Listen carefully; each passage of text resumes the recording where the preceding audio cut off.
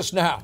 And Secretary Rumsfeld, welcome to Danger Zone. Nice to have you here, sir. Thank you. It's a pleasure. May I mention one thing about this book? I'm not going to hold it up because we've got pictures of it here, but the proceeds from this book that would normally go to the author, and he wrote this book himself, will go to a foundation that serves charitable purposes for the men and women of the U.S. Armed Forces and their families. Pretty darn nice, I'd say.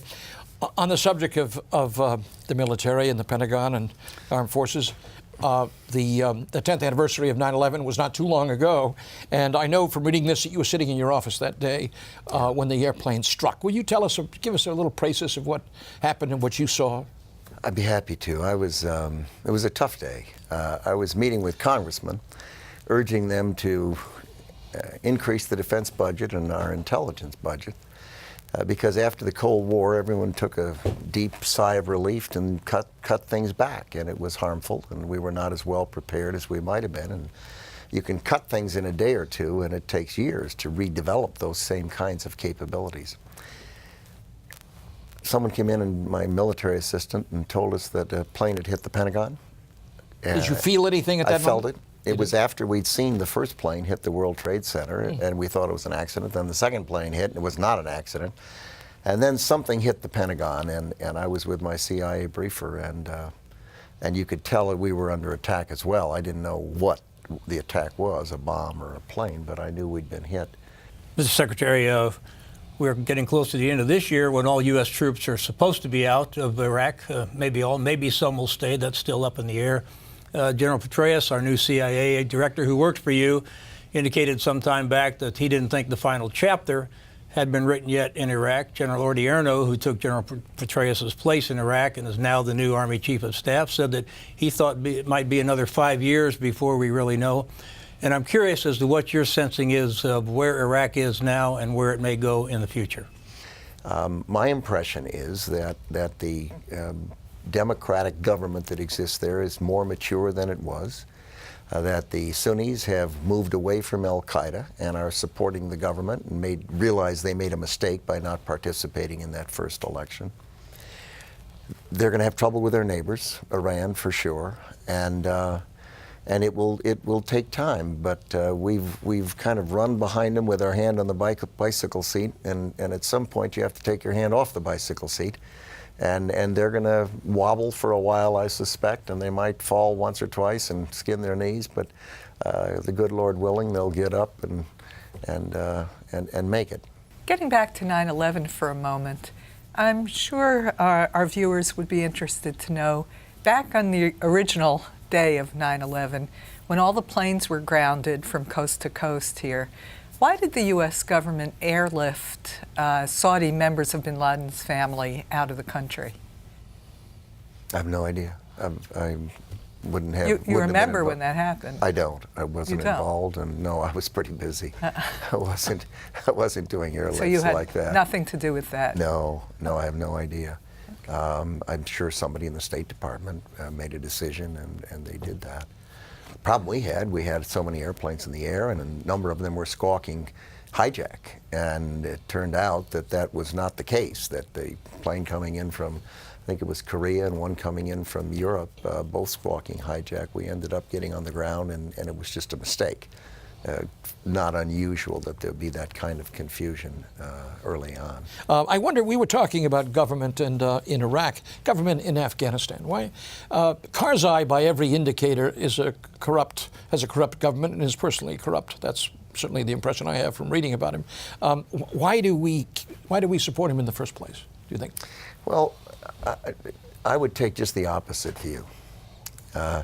Is there corruption in the country? Yes. Is there corruption in every country in that part of the world, and indeed in the United States? Think of the congressmen who've gone to jail. Think of the governor of Illinois. Over 2 or 3 have gone to jail. Think of the congressmen who should go to jail, but haven't been caught yet.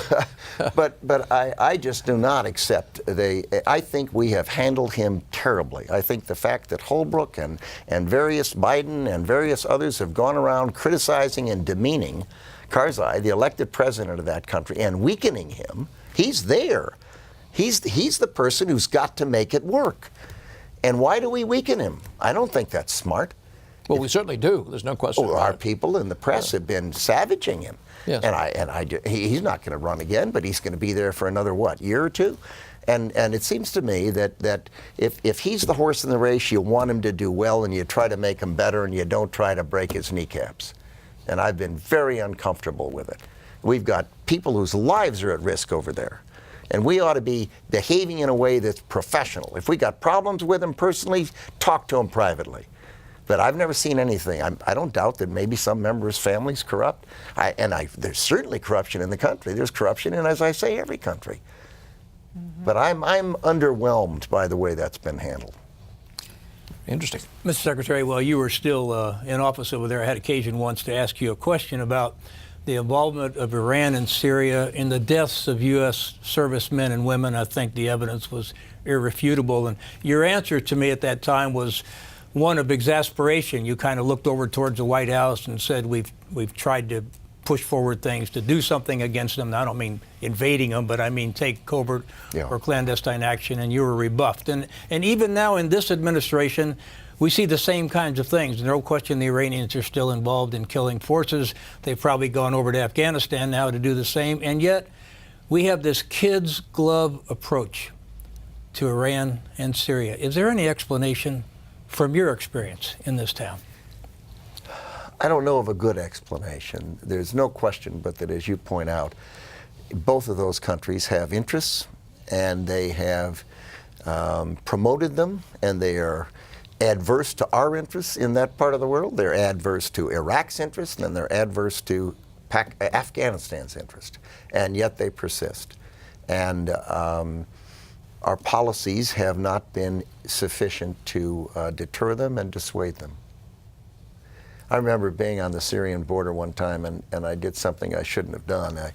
I was talking to one of our commanders, and he had indicated to me that they'd been fired on, and that he then proudly told me that they had reciprocated equally, proportionately. And out of my mouth, it's wrong for the Secretary of Defense to give advice to military commanders down the chain of command. Mm-hmm. You ought to do it. I should have done it with Casey and at that time, and Franks, and through Chairman Dick Myers. But I was there, I was physically there. You could see Syria on the other side of the border, and I blew my stack and said, why in the Lord's name would you respond proportionately? You do it proportionally, and the next time our people are going to get killed. You ought to do it in a manner that they don't do it again. Right, disproportionately. And I got Bill Cowan understands. Great answer. It just blew out of my mouth, and I ended up getting back to Baghdad and met with Casey and had dinner with Casey, and I said, look, I apologize. It's not my job to be telling people under you what they ought to be doing. But my golly, why are they doing what they're doing? They ought to be doing what makes sense. It's just nonsense to do this politically correct, proportional response. Did he agree with you? Yes. Yeah, of course he would. Yeah. On reflection and with the wisdom of hindsight, which of your decisions... We didn't have that at that time. No, you have that now. You may not have noticed that, but... When you look back, which of your decisions or actions do you wish you had done differently?